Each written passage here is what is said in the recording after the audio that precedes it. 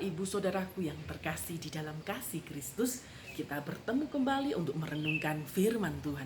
Tema firman Tuhan kali ini adalah jangan pamer kebaikan.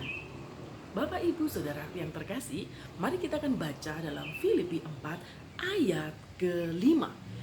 Hendaklah kebaikan hatimu diketahui semua orang, Tuhan sudah dekat.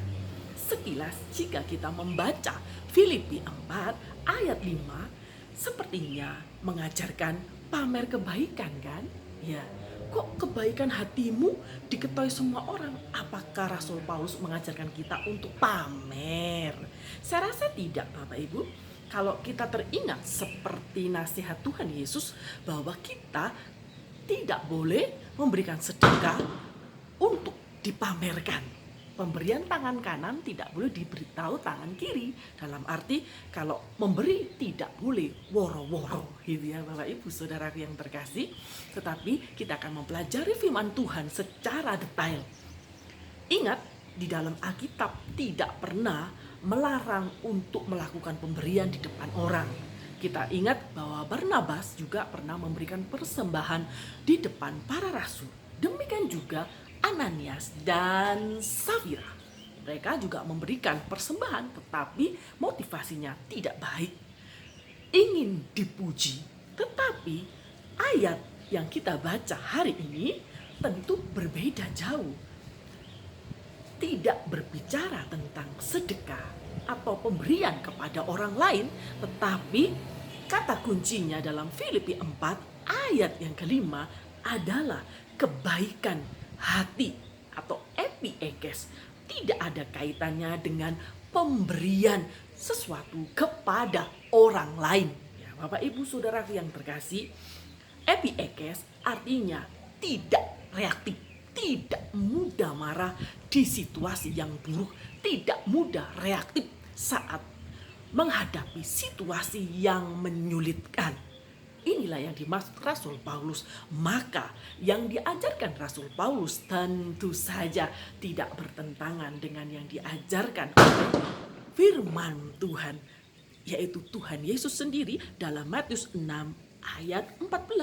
Tuhan Yesus berkaitan dengan pemberian sedekah, kita dilarang untuk memamerkan pemberian. Karena ini tidak berbicara tentang pemberian sesuatu kepada orang lain, tetapi berbicara tentang hal kebaikan hati. Kita tidak mudah reaktif jika menghadapi masa-masa yang sulit, gitu ya Bapak Ibu ya.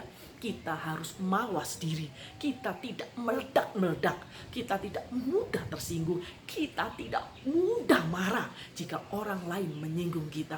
Mungkin ada orang banyak membuli kita, anak-anak muda, jiwa-jiwa muda seringkali merasa emosinya memuncak saat orang lain menghinanya. Tapi firman Tuhan menasihati kita hari ini untuk tidak mudah reaktif di tengah situasi yang tidak baik. Kita harus belajar untuk meredam emosi kita. Kita harus belajar untuk tenang, ya Bapak Ibu ya. Ingat di dalam Matius 5 ayat 16, demikianlah hendaknya terangmu bercahaya di depan orang, supaya mereka melihat kebaikan hatimu dan Bapamu, memuliakan Bapamu yang ada di surga. Kalau Anda adalah terang dunia, anak-anak Tuhan adalah terang dunia tentunya, bukan?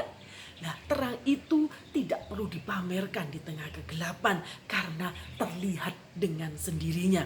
Jika kita adalah terang dunia, maka sepak terjang kita, apa yang kita lakukan, kebaikan hati kita akan terekam oleh sesama kita. Orang akan melihat bahwa ucapan kita apakah sama dengan tindakan kita. Kadang-kala banyak orang puitis ngomong sesuatu yang indah tapi perbuatannya nol besar.